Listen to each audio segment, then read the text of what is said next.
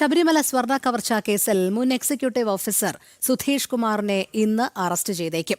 സ്വർണ്ണപ്പാളികൾ ചെമ്പുപാളികൾ എന്ന് തെറ്റായി രേഖപ്പെടുത്തിയതും മഹസറിൽ കൃത്രിമം കാട്ടിയതും സുധീഷ് കുമാർ എന്ന നിഗമനത്തിലാണ് അന്വേഷണ സംഘം. പോറ്റിക്ക് പാളികൾ കൈമാറുന്ന സമയത്ത് സുധീഷ് കുമാർ ആയിരുന്നു ശബരിമല എക്സിക്യൂട്ടീവ് ഓഫീസർ. സ്വർണം മോഷ്ടിക്കാൻ മുരാരി ബാബുവിനൊപ്പം ചേർന്ന് ഇയാൾ സഹായം ചെയ്തെന്നും കണ്ടെത്തൽ. ദിസ്ന സുരേഷ് ചേരുന്നു. ദിസ്ന, ശബരിമല സ്വർണ്ണ കവർച്ചാ കേസിൽ മുൻ എക്സിക്യൂട്ടീവ് ഓഫീസർ സുധീഷ് കുമാറിന്റെ അറസ്റ്റ് ഇന്ന് രേഖപ്പെടുത്തുമ്പോൾ ഏതെല്ലാം കാര്യങ്ങളിലുള്ള പങ്കാളിത്തം കൂടിയാണ് വ്യക്തമാകുന്നത്?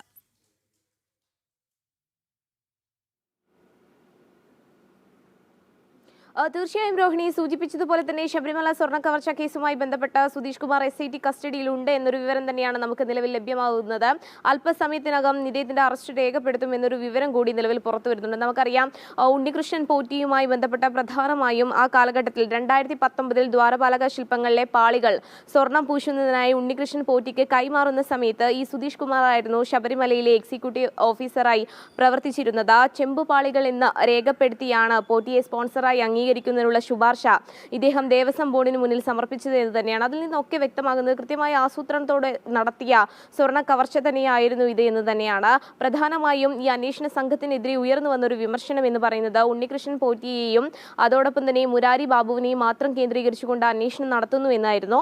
ഉണ്ണികൃഷ്ണൻ പോറ്റിയെയും മുരാരി ബാബുവിനെയും ഒരുമിച്ചിരുത്തി ചോദ്യം ചെയ്തപ്പോൾ കൂടുതൽ വിവരങ്ങൾ അന്വേഷണ സംഘത്തിന് ലഭ്യമായിരുന്നു എന്നതും നമ്മൾ ഇന്നലെ ഉൾപ്പെടെ പറഞ്ഞതാണ്. അതായത് 2019 ദേവസ്വം ബോർഡിലെ വിവിധ രേഖകളെ പറ്റി മുരാരി ബാബു മൊഴി നൽകിയിരുന്നു. ആ കാലഘട്ടത്തിൽ നടന്ന വിവിധ കാര്യങ്ങളെ പറ്റി മുരാരി ബാബു അന്വേഷണ സംഘത്തോട് പറഞ്ഞിരുന്നു, കൃത്യമായ രേഖകൾ നൽകിയിരുന്നു, സമർപ്പിച്ചിരുന്നു എന്നൊരു കാര്യം കൂടി നമുക്ക് മനസ്സിലാക്കാൻ സാധിക്കുന്നു. കൃത്യമായി പറഞ്ഞാൽ ഈ സ്വർണം പൊതിഞ്ഞവയാണ് പാളികളെന്ന് വ്യക്തമായി അറിയാമായിരുന്നിട്ടും അത് ഇളക്കി മാറ്റിയ സമയത്തും രേഖകളിൽ ചെമ്പ് എന്ന് തന്നെയാണ് രേഖപ്പെടുത്തിയത്. ഇതിനൊക്കെ തന്നെയും ഈ എക്സിക്യൂട്ടീവ് ഓഫീസറായ സുധീഷ് കുമാർ കൂട്ടുനിന്നു എന്ന കണ്ടെത്തലിൽ തന്നെയാണ് SIT സംഘം എത്തി നിൽക്കുന്നത്. ഈ സ്വർണം മോഷ്ടിക്കാൻ ഈ മുരാരി ബാബുവിനൊപ്പം ചേർന്ന ഇദ്ദേഹം സഹായം ചെയ്തെന്ന കണ്ടെത്തൽ തന്നെയാണ് അന്വേഷണ സംഘം ഉള്ളത്. SITയുടെ കസ്റ്റഡിയിലാണ് സുധീഷ് കുമാർ ഇപ്പോൾ ഉള്ളത്. കൂടുതൽ ചോദ്യം ചെയ്യലുകൾ ഉണ്ടാവും. ഇതുമായി ബന്ധപ്പെട്ട് കൂടുതൽ അറസ്റ്റുകൾ ഉടനെ ഉണ്ടാവും എന്ന് തന്നെയാണ് നമുക്ക് നിലവിൽ മനസ്സിലാക്കാൻ സാധിക്കുന്നത്. അതായത് ഉണ്ണികൃഷ്ണൻ പോറ്റിയുടെ ഉൾപ്പെടെയുള്ള സാമ്പത്തിക സ്രോതസ്സുകളാണ് ആദ്യഘട്ടത്തിൽ SIT അന്വേഷണ സംഘം പരിശോധിച്ചത് എന്ന് തന്നെയാണ്. സാധാരണക്കാരനായ പോറ്റി പിന്നീട് സാമ്പത്തികമായി വലിയ രീതിയിൽ ഉയർന്നു വന്നു. അതും 2019 ആ കാലഘട്ടത്തിൽ തന്നെയാണ്. എന്താണ് ഈ സാമ്പത്തിക സ്രോതസ്സിന് പിന്നിൽ എന്ന അന്വേഷണമായിരുന്നു SIT സംഘം ആദ്യം നടത്തിയിരുന്നത് രോഹിണി. അതോടൊപ്പം തന്നെ ഈ മുരാരി ബാബുവിനെ കസ്റ്റഡിയിൽ എടുക്കുന്നതിന് മുൻപ് തന്നെ മുരാരി ബാബുവിന്റെ ഭാര്യയുടേതും അതോടൊപ്പം തന്നെ ബന്ധുക്കളുടെ ഉൾപ്പെടെയുള്ള സാമ്പത്തിക സ്രോതസ്സും പരിശോധിച്ചിരുന്നു. ഇപ്പോൾ ഇതാ സുധീഷ് കുമാറും SITയുടെ കസ്റ്റഡിയിലായിരിക്കുന്നു. അല്പസമയത്തിനകം ഇപ്പോൾ ഒരു വാർത്ത വരുന്നത് സുധീഷ് കുമാറിന്റെ അറസ്റ്റ് രേഖപ്പെടുത്തി എന്നുള്ള വാർത്ത വരികയാണ്. സുധീഷ് കുമാർ അറസ്റ്റിലായേക്കും എന്ന് ജനം TV നേരത്തെ തന്നെ വാർത്ത പുറത്തുവിട്ടിരുന്നു. സുധീഷ് കുമാർ കസ്റ്റഡിയിലുണ്ടെന്നുള്ള വാർത്തയും പുറത്തുവിട്ടത് ജനം TV ആണ്. ഇത് സംബന്ധിച്ച വിവരങ്ങൾ എന്തെങ്കിലും ലഭ്യമായിട്ടുണ്ടോ? കസ്റ്റഡിയിലെടുത്ത സുധീഷ് കുമാറിന്റെ അറസ്റ്റ് രേഖപ്പെടുത്തിയിരിക്കുകയാണ്. ഇതോടെ ഈ കേസിൽ അറസ്റ്റിലാവുന്ന മൂന്നാമത്തെ ആളായി മാറുകയാണ് സുധീഷ് കുമാർ. ഒപ്പം ചുരുളഴിയുന്നത് ആസൂത്രിതമായ ഒരു ഗൂഢാലോചന. ശബരിമലയിലെ സ്വാമി അയ്യപ്പന്റെ തങ്കം സ്വർണം മോഷ്ടിച്ച് കോടീശ്വരന്മാരാകാൻ ചിലർ നടത്തിയ ഗൂഢാലോചനയുടെ കണ്ണുകൾ ഓരോന്നായി അകത്താവുന്ന വാർത്തയാണ് ഇപ്പോൾ വന്നുകൊണ്ടിരിക്കുന്നത്. ദിസ്ന സുരേഷ്.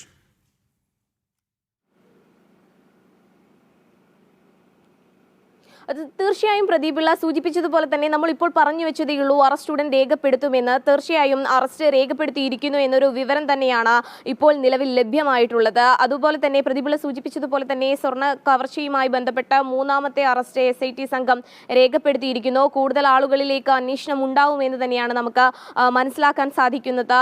നമ്മൾ നേരത്തെ സൂചിപ്പിച്ചതുപോലെ തന്നെ നമ്മൾ പറഞ്ഞിരുന്നു അറസ്റ്റ് ഉടൻ ഉണ്ടാകും. അല്പസമയം മുൻപാണ് അറസ്റ്റ് രേഖപ്പെടുത്തിയത്.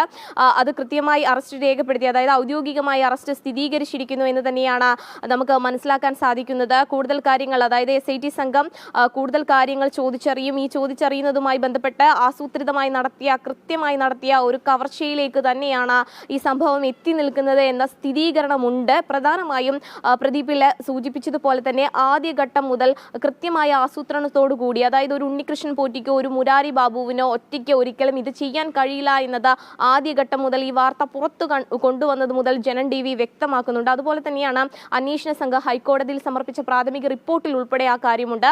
കൃത്യമായ ആസൂത്രണത്തോടു കൂടി നടത്തിയ ഒരു സ്വർണ്ണ കവർച്ച, സ്വർണ്ണക്കൊള്ള എന്ന് തന്നെ ഈ ശബരിമലയുമായി ബന്ധപ്പെട്ട ഈ വിഷയത്തെ നമുക്ക് നോക്കിക്കാണാവുന്നതാണ്. കൂടുതൽ പേരിലേക്ക്, കൂടുതൽ ദേവസ്വം ബോർഡ് ഉദ്യോഗസ്ഥരിലേക്ക് അറസ്റ്റ് നീളും എന്ന് തന്നെയാണ് നമുക്ക് മനസ്സിലാക്കാൻ സാധിക്കുന്നത്. പ്രദീപ് പിള്ള.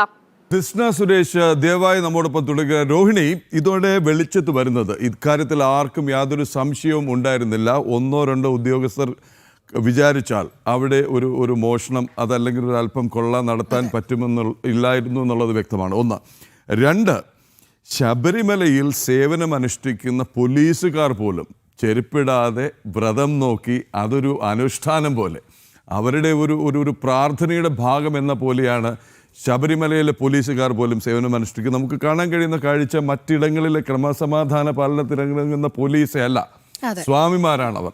ഓരോരുത്തരെയും കൈപിടിച്ച് 18ാം പടി കയറ്റുന്നവർ, കൈ വഴുതി വീഴാതിരിക്കാൻ ശ്രദ്ധിക്കുന്നവർ, സേവന നിരതരായി അവിടെ നിൽക്കുന്ന പോലീസുകാർ. അതുപോലെ തന്നെയാണ് പലപ്പോഴും ശബരിമലയിൽ ഈ ഡ്യൂട്ടിക്ക് എത്തുന്നവർ പോലും ഭഗവാനെ തൊഴുത് ഒരു പ്രാർത്ഥനയുടെ ഭാഗം എന്ന പോലെ സേവനം അനുഷ്ഠിക്കുന്ന ഇടത്തിരുന്നിട്ട് എവിടെയൊക്കെ സ്വർണമുണ്ട്, എന്തൊക്കെ കൊള്ള ചെയ്യാം, അതെങ്ങനെ ഇവിടുന്ന് കടത്താമെന്ന് ആസൂത്രണം ചെയ്ത് കൃത്യമായ പദ്ധതി നടപ്പാക്കി മഹസറിലും രേഖകളിലും അടക്കം കൃത്രിമം കാണിച്ച് സ്വർണ്ണപ്പാളികളെ ചെമ്പുപാളികളെന്ന് പറഞ്ഞ് സ്വർണം പൂശാനായി കൊണ്ടുപോവുകയും അവിടെ ഉണ്ടായിരുന്ന സ്വർണം കൃത്യമായി ഉരുക്കിയെടുത്ത് കിലോ കണക്കിന് വിൽക്കാനും ഒരു ഗൂഢാലോചന നടന്നുവെങ്കിൽ, അത് നടപ്പാക്കിയെങ്കിൽ ഇവിടം കൊണ്ടും അവസാനിക്കും എന്ന് കരുതാൻ കഴിയും. അല്ല, അതാണ് യഥാർത്ഥ വസ്തുത എന്ന് പറയുന്നത്. കാരണം നമ്മൾ ആദ്യം ഉണ്ണികൃഷ്ണൻ പോറ്റിയെ അറസ്റ്റ് ചെയ്തപ്പോൾ നമ്മൾ പറയുകയുണ്ടായി, ഇത് ഉണ്ണികൃഷ്ണൻ പോറ്റിക്ക് മാത്രം സാധ്യമാകുന്ന കാര്യമല്ല എന്നുള്ളത്. തുടർന്നത് മുരാരി ബാബുവിലേക്ക് എത്തുന്നു. മുരാരി ബാബുവിൽ നിന്നിപ്പോൾ അടുത്ത കണ്ണിയായ സുധീഷ് കുമാറിലേക്ക് എത്തുന്നു. പക്ഷേ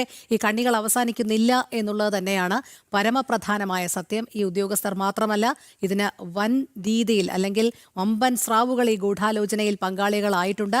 അവരിലേക്കു കൂടി അന്വേഷണം എത്തണം എന്ന് തന്നെയാണ് ഓരോ ഭക്തനും ഇപ്പോൾ ആശിക്കുന്നതും പ്രാർത്ഥിക്കുന്നതും. കാരണം അയ്യപ്പനെ മുൻനിർത്തിക്കൊണ്ട് ഇത്ര വലിയ ഒരു കൊള്ള നടത്താൻ ഒരു സംഘം തയ്യാറാകുന്നുണ്ടെങ്കിൽ അത് എത്രമാത്രം അപകടകരമായ ഒരു സാഹചര്യമാണ് എന്നുള്ളതാണ്. ഇവർക്ക് ഇങ്ങനെ ദേവസ്വം ബോർഡിൻ്റെ കീഴിലിരുന്നു കൊണ്ട് എവിടെ നിന്നെല്ലാം ഇത്തരത്തിലുള്ള കൊള്ളകൾ ചെയ്യാം, ഭക്തരെ ചൂഷണം ചെയ്യാം, സാധാരണക്കാർ നൽകുന്ന ഇത്തരം വസ്തുവകകൾ ഉൾപ്പെടെ ഇവർക്ക് അടിച്ചു മാറ്റാമെന്നുള്ളത് തന്നെയാണ്.